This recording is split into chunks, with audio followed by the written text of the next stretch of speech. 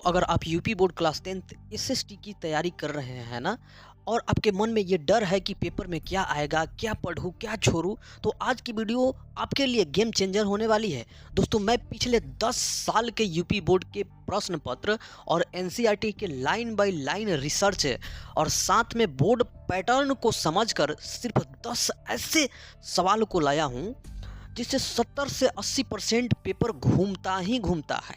ये कोई अनुमान नहीं है, ये है बोर्ड लेवल डीप एनालिसिस। अगर आप इस वीडियो को ध्यान से देख लिए ना, तो मैं दावे के साथ कहता हूँ एसएसटी से डर खत्म। आंसर लिखने में कॉन्फिडेंस और नंबर अपने आप बढ़ेंगे। तो इस वीडियो को अंत तक देखिए, क्योंकि आखिरी सवाल यूपी बोर्ड में बार बार पूछा जाता है।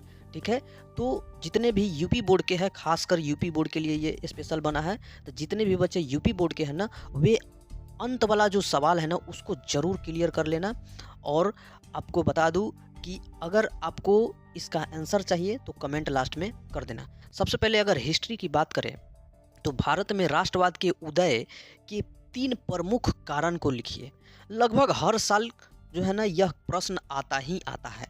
अगला अगर प्रश्न की बात करें तो असहयोग आंदोलन क्यों, कब शुरू किया गया, है ना। ये क्वेश्चन आप मुंह पे रख लीजिए। कहाँ रख लेना है? मुंह पर रख लीजिए, क्योंकि यह प्रश्न आएगा ही आएगा।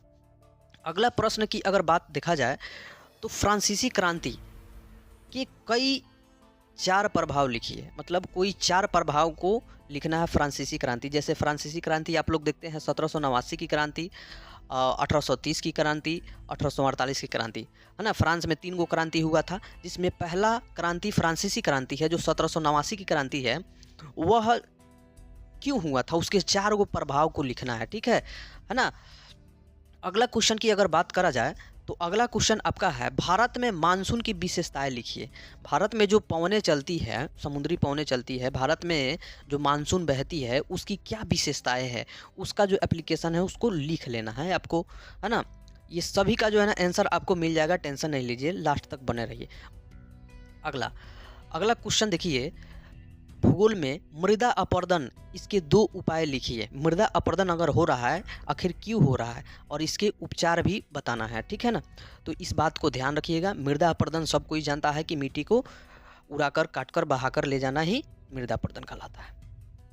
आगे देखो, राजनीतिक शास्त्र में अगर देखा जाए तो राजनीतिक दल क्या है। जैसे लोकतंत्र में राजनीतिक दल को प्राण माना जाता है, लोकतंत्र का प्राण माना जाता है, क्योंकि राजनीतिक दल नहीं रहेगा तो लोकतंत्र की कोई वैल्यू नहीं है। अब देखो, इनके 2 कार्य को लिखे, है ना। ये प्रश्न जरूर आएगा, इस बात को आप ध्यान में रखिए। 10 प्रश्न ही तो हमने बताया आपको, मात्र हमने कितने प्रश्न बताया? 10 प्रश्न बताया, और इस 10 प्रश्न को मुंह पे लेके जाना है पूरी तरह से। अर्थशास्त्र में देखा जाए तो भारतीय अर्थव्यवस्था के 3 क्षेत्र कौन कौन से हैं। जैसे प्राथमिक क्षेत्र आपका देखने को मिलता है कृषि, द्वितीय क्षेत्र उद्योग, तृतीय क्षेत्र सेवा क्षेत्र, है ना। तो ये क्षेत्र को थोड़ा एक्सप्लेन कर देना है, आपको नंबर मिल जाएगा। अगला देखा जाए अगर क्वेश्चन इकोनॉमिक्स से, तो अगला क्वेश्चन है बेरोजगारी क्या है। भारत में इसके 2 कारण को लिखिए। भारत में जो बेरोजगारी है उसके 2 कारण को लिखना है, क्लियर हो जाएगा। ठीक है।